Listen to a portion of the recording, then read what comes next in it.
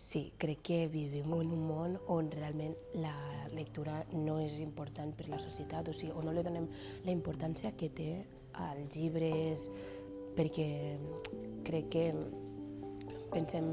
que amb els nous avanços i la nova tecnologia que tenim, els llibres no són importants.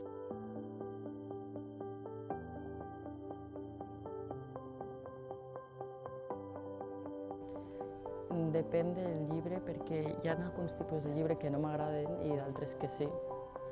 Crec que sí perquè ens pot donar ajuda com per redactar textos, per saber escriure millor i aquestes coses.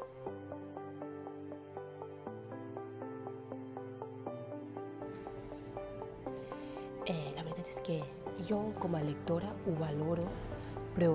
és veritat que la gent, els joves, no valoren tant el simple fet de la lectura que tenim i l'afortunats que tenim, que som de tenir llibres al nostre abast, de tenir quantitat de llibres per llegir, tant com per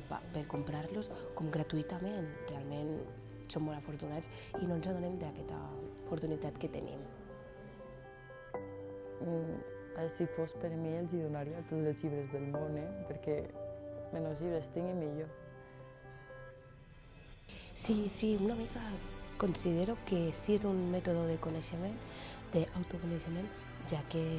ens fa veure una mica a quins gustos tenim, sobre realment la lectura també enfoca molt els llibres i el tipus de llibre, llavors són gustos com, per exemple, les novel·les,